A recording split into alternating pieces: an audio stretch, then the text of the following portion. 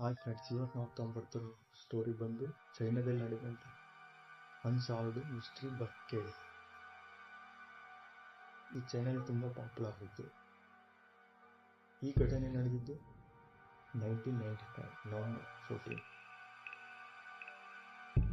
ಅವತ್ತು ರಾತ್ರಿ ಈ ಬಸ್ಸಲ್ಲಿ ಓನ್ಲಿ ಡ್ರೈವರ್ ಮತ್ತು ಲೇಡಿ ಕಂಡಕ್ಟರ್ ಅಷ್ಟೇ ಇರ್ತಾರೆ. ಆಮೇಲೆ ಬಸ್ ರೀಚ್ ಆಗೋ place Yuhan link to Yuhan, ಈ ಪ್ಲೇಸ್ಗೆ ರೀಚ್ ಆಗಬೇಕು. ಬಸ್ ಲಾಸ್ಟ್ ಬಸ್ ಬೇರೆ ಹೊರಡುತ್ತೆ.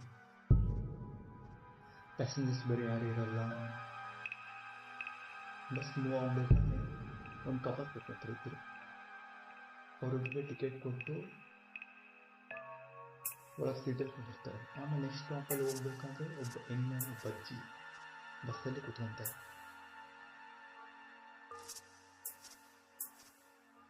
ಬಸ್ ಹಂಗೆ ಮೂವ್ ಆಗ್ತಿರುತ್ತೆ. ಫುಲ್ ಫಾಗಲ್ಲಿ ಬೀಳ್ತಾ ಇರುತ್ತೆ, ಫುಲ್ ಚಳಿ ಇರುತ್ತೆ. ಆಮೇಲೆ ಬಸ್ಸು ಫ್ರಾಗ್ರೆಂಟ್ ಹಿಲ್ಸ್ ಕಡೆ ಒಂದು ಫಾರೆಸ್ಟ್ ಏರಿಯಾದ ಕಡೆ ಬಸ್ ಹೋಗ್ತಾ ಇರುತ್ತೆ.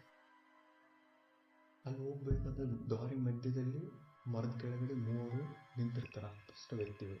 ಡ್ರೈವರ್ಗೆ ಸರಿ ಕಾಣಿಸಲ್ಲ. ಅವ್ರು ಬಸ್ಸಿಗೆ ಕೈ ಅಂತಾರೆ, ನಿಲ್ಸಂತಂದು ಇವರು ನಿಲ್ಲಿಸ್ತಾರೆ.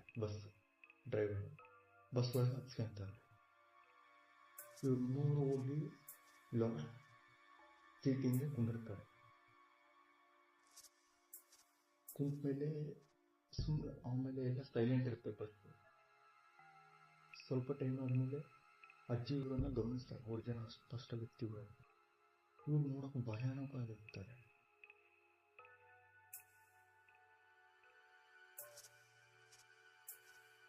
ಸ್ವಲ್ಪ ಟೈಮ್ ಆದ್ಮೇಲೆ ಬಸ್ ಹೋಗ್ಬೇಕಂದ್ರೆ ಅಜ್ಜಿ ಜೋರಾಗಿ ಕಿಚ್ಚಾಡ ಶುರು ಮಾಡ್ತಾರೆ ಈ ಹುಡುಗನ ಮೇಲೆ, ಹೆಣ್ಮೇಲೆ. ಏನಂತ, ನನ್ನ ಪರ್ಸ್ ಕದ್ದಿದ್ಯಾ, ದುಡ್ಡಿಂದು ಕೊಡು ನನಗೆ ಅಂತ ಫುಲ್ ಗಲಾಟೆ ಮಾಡಕ್ಕೆ ಶುರು ಮಾಡ್ತಾರೆ. ಅಜ್ಜಿ ನನಗೆ ಕೊಡು, ಪರ್ಸ್ ಎದಕ್ಕೆ ಕದ್ದಿದ್ಯಾ, ಹಂಗೆ ಹಿಂಗೆಲ್ಲ ಜಗಳ ಬೀಳ್ತಾರೆ. ಆಮೇಲೆ ಹುಡುಗ ಹೇಳ್ತಾನೆ, ಸಾರಿ ಇಲ್ಲ ಅಜ್ಜಿ, ನಾನು ಕದ್ದಿಲ್ಲ. ಎಷ್ಟು ರಿಕ್ವೆಸ್ಟ್ ಮಾಡಿದ್ರೆ ಅಜ್ಜಿ ಕೇಳ. ಆಮೇಲೆ ಇದ್ದು ಡ್ರೈವರು ಹೇಳ್ತಾನೆ, ಇವ್ರನ್ನ ನಾ ಇಲ್ಲೇ ರೋಡಲ್ಲಿ ಇಳಿಸಿವ್ರು, ನಾನು ವಿಚಾರಿಸ್ಕೊಂತೀನಿ, ಇವ್ರನ್ನ ಪೊಲೀಸ್ ಸ್ಟೇಷನ್ ಕರ್ಕೊಂಡು ಹೋಗ್ತೀನಿ ಅಂತಂದು. ಆಮೇಲೆ ಡ್ರೈವರು ಅಜ್ಜಿ ಫೋರ್ಸ್ ಮಾಡೋಕ್ಕೆ ಕೇಳಿ ಅಲ್ಲೇ ಇಳಿಸ್ಬಿಡ್ತಾರೆ ಇಬ್ಬರು.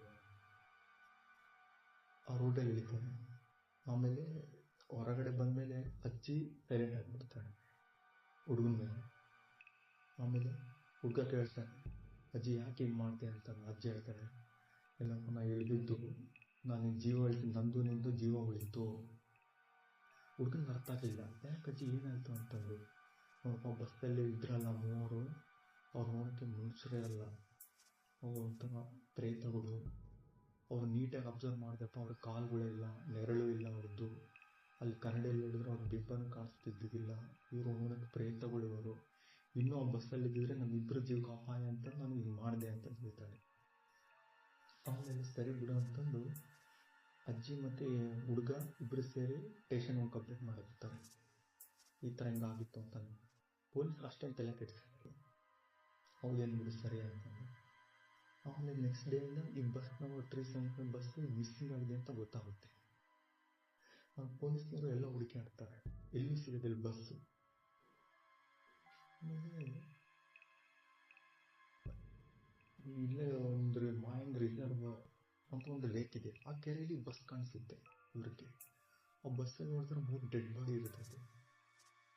ಆ ಡೆಡ್ ಬಾಡಿನ ಪೋಸ್ಟ್ ಮಾರ್ಟಮ್ ಕಳಿಸಿದಂಗೆ ಗೊತ್ತಾಗುತ್ತೆ, ಇದು ಫುಲ್ ಕೊಳ್ತೋಗಿದೆ, ಒಂದು 3-4 ತಿಂಗಳಾಗಿದೆ ಅಂತ ರಿಪೋರ್ಟ್.